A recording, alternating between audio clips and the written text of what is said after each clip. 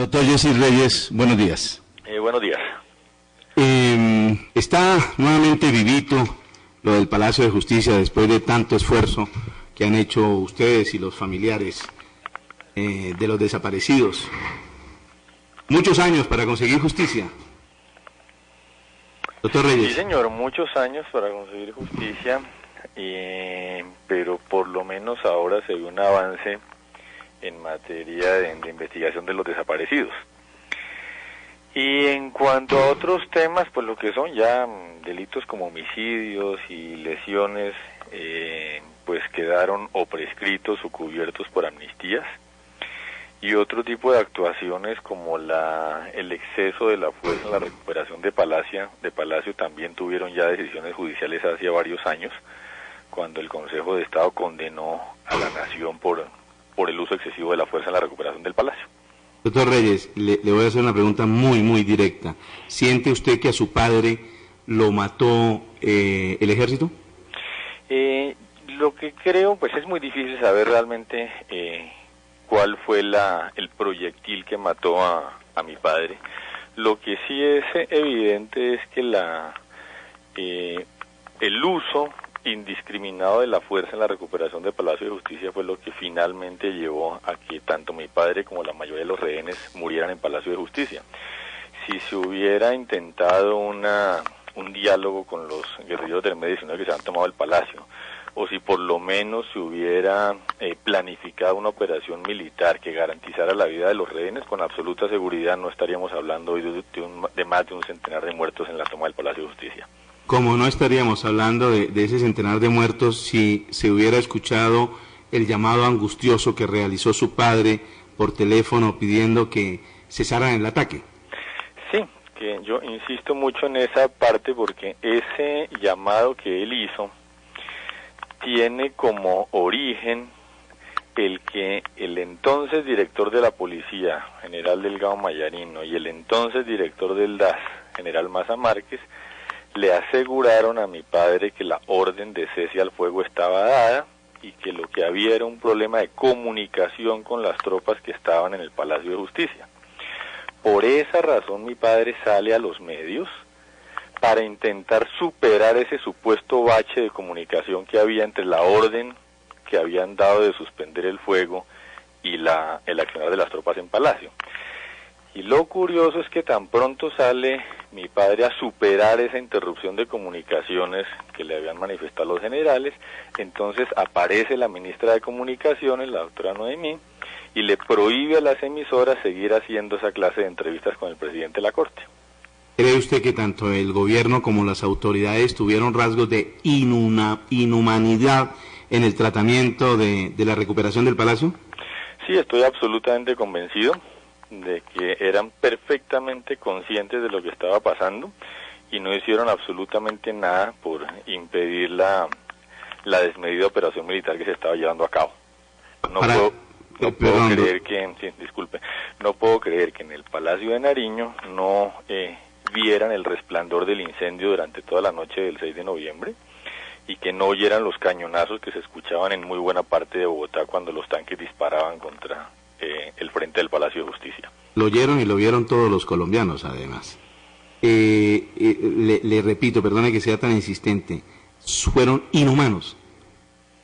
Sí, definitivamente el accionar del ejército no tuvo para nada en cuenta la vida de los rehenes.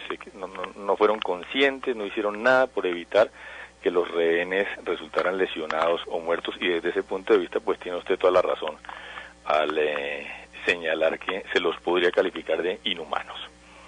El magistrado Pinilla, dice Nilson Pinilla, que es miembro de la Comisión de la Verdad, lo único que sabemos sobre eso y que está demostrado es que Pablo Escobar Gaviria, hablando de la toma del Palacio de Justicia obviamente, se reunió con el director de ese momento del M-19, Iván Marín Ospina, y le ofreció una ayuda de $2 millones. ¿Usted comparte esa afirmación? Salvo la cifra, sí, porque yo realmente es la primera vez que oigo una cifra concreta, pero ya desde los días posteriores a la toma del Palacio de Justicia había personas que señalaban la conexión narcotráfico M-19 para la toma del Palacio de Justicia. En la cárcel Picota, por ejemplo, se conocía de esa alianza del narcotráfico con el M-19 para tomarse el Palacio de Justicia, y yo lo supe precisamente por reclusos de la penitenciaria de la Picota después de la toma del Palacio de Justicia, inmediatamente después de la toma del Palacio de Justicia. De tal manera que la conclusión del magistrado Nilson Pinilla pues no me sorprende, simplemente me reconfirma lo que yo venía oyendo hace 22 años en distintos sitios. Ahora, para ser honestos con la verdad, es claro que la autoría es compartida, me refiero en el asesinato de los magistrados y los rehenes, porque no creo que se pueda llamar de otra manera, sino asesinato, entre el M-19 y las autoridades que recuperaron el palacio. Por supuesto, de eso no me cabe la menor duda. La responsabilidad del M-19 es enorme en la toma del Palacio de Justicia y en el desenlace que tuvo la toma del Palacio de Justicia, no solamente desde los orígenes en cuanto se alían con narcotraficantes para tomarse el Palacio de Justicia, lo cual pues deja mucho que pensar del altruismo del M-19 en esa época, sino después en todo el desarrollo de la operación. Entonces sí, yo creo que para ser justos, como dice usted, hay que dejar muy claramente señalado que el M-19 tiene un altísimo grado de responsabilidad en el penoso desenlace de la toma del Palacio de Justicia, que lo tienen las personas que estuvieron a cargo del operativo militar también, no en lugar de, sino también junto al M-19, y que desde luego también le compete una responsabilidad importante al gobierno, que nada hizo por impedir ese desenlace. Y le señalo ahí, como le mencionaba al comienzo de esta conversación, que ha sido el Consejo de Estado en cuando menos 10 oportunidades el que ha condenado a la nación por el exceso en el uso de la fuerza. Es decir, no se puede ahora decir que el gobierno no tuvo ninguna responsabilidad, porque así está declarado judicialmente. Y el hecho de que el M-19 haya conseguido amnistías por su actuación, que incluye la del Palacio de Justicia, no lo releva de la responsabilidad que tiene frente al desenlace de la toma del Palacio de Justicia, los heridos y los muertos que hubo como consecuencia de su irrupción violenta al Palacio de Justicia. La única pregunta, como para ponerle un manto de paliativo que uno se hace también, es si de pronto los que organizaron la toma del Palacio de Justicia por parte del M-19 nunca pensaron que la reacción del Estado iba a ser esa y que eso se les salió de las manos. Sí, yo creo que no lo pensaron ellos ni lo pensaba nadie. Todos en los primeros momentos de la toma nos imaginamos una segunda embajada de República Dominicana. O una segunda, o una toma como la que hizo el famoso comandante Cero en Nicaragua. Exactamente, lo que todos nos imaginamos. Yo los primeros minutos de la toma simplemente me preparaba para semanas de diálogos entre el gobierno y los guerrilleros antes de que hubiera una salida incruenta a la toma del Palacio, y así como lo pensé yo, imagino que lo pensaron muchísimos colombianos, e imagino que lo pensaban también el comando del M-19. Hablando de la responsabilidad específica del expresidente Belisario Betancur, ¿puede pensarse o creerse que de pronto durante todos estos años hubo mucha presión de él y de otros funcionarios para que no se conociera la verdad? De lo que no me cabe la menor duda es que de esta clase de hechos suele ser muy difícil que aparezca la verdad a los pocos días, semanas o meses de que ocurran. Incluso si usted mira la historia de las dictaduras de Chile, Uruguay, Argentina, los juicios de responsabilidad están empezando a aparecer casi 20 años después, cuando ya las personas que tienen alguna posibilidad de presionar, de influir en decisiones, de influir en la opinión pública, de atemorizar incluso, han ido perdiendo poder en sus países. Y aquí con lo del Palacio de Justicia pues ha ocurrido algo similar. Las investigaciones empiezan a prosperar cuando la mayoría de la gente que estaba en el gobierno y la mayoría de la gente que dirigía las fuerzas militares en esa época han pasado a buen retiro o han perdido capacidad de influencia en la vida nacional. Yo a eso le atribuyo que puedan estar avanzando tan ágilmente en los últimos 2 años, quizás tanto las labores de la Comisión de la Verdad como las labores de la Fiscalía en la investigación de los desaparecidos. Uno se pregunta si así como ha sucedido en otros países, Sudáfrica, por ejemplo, y en otros países que ha tenido conflictos y las personas que han participado en él han salido a pedir perdón, le ha faltado un poco de humildad al expresidente Belisario Betancur para reconocer sus fallas y pedir perdón por lo que sucedió en el Palacio de Justicia. Yo creo que sí, a él y a miembros de su gabinete, y los miembros del gabinete insisten. Aún esta mañana oía a la embajadora en algún medio de comunicación insistiendo en que actuaron correctamente, en que no hubo ninguna pérdida de control de parte del gobierno, en que hicieron lo que había que hacer, y a eso uno le puede oponer, le insisto, 10 sentencias del Consejo de Estado diciendo que eso no es verdad.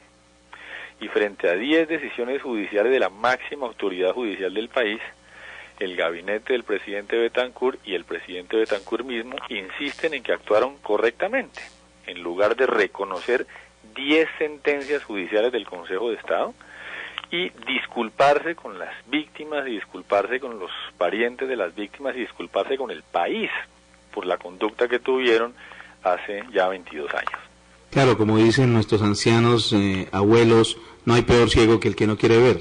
Exactamente. Doctor Yesid Reyes, ¿se siente usted, después de tantos años y tanto sufrimiento que han llevado ustedes calladamente por dentro, como dicen también los abuelos, con esa procesión por dentro, que por fin se le está haciendo justicia? Sí, especialmente con el tema de los desaparecidos, pues no, digamos que no me toca directamente porque mi padre apareció muerto, pero apareció. Y creo que es muy importante para el país en general que se aclare este episodio del Palacio de Justicia. La Fiscalía va a terminar centrándose en el único tema por el que tiene competencia, que es el de los desaparecidos.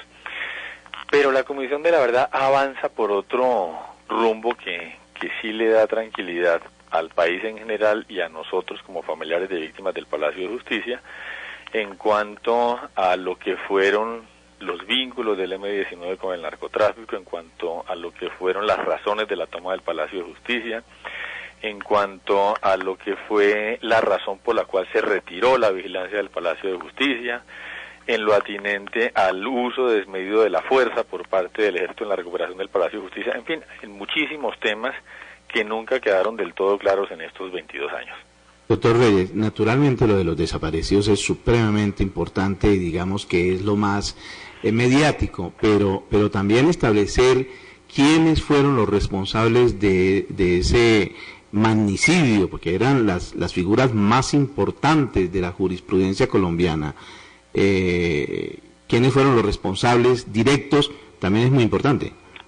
Por supuesto, y esa es la labor importante que está haciendo en este momento la Comisión de la Verdad, que no es desde luego una comisión con funciones judiciales, pero que ha mostrado ser muy profesional y ha mostrado mucha dedicación en el desarrollo de la labor que están desarrollando durante estos 2 años. El informe, por lo menos en lo que he visto en medios de comunicación, es bastante completo y arroja muchísimas luces sobre los temas que mencionábamos hace un momento, en relación M-19 narcotráfico, retiro de vigilancia, uso de la fuerza, etcétera, etcétera. Doctor Yesid Reyes, muchísimas gracias por estar en Radio Santa Fe y esperamos que estas medidas que está tomando la Fiscalía y la justicia en Colombia, por lo menos en algo palien las heridas profundas que dejaron las muertes de su padre y de tantos juristas destacados en el país. Pues muchísimas gracias a usted, sobre todo por mantener vivo y vigente el tema mientras terminan las investigaciones de la Fiscalía y Comisión de la Verdad. Radio Santa Fe, 1070, 70 años en el corazón de Bogotá.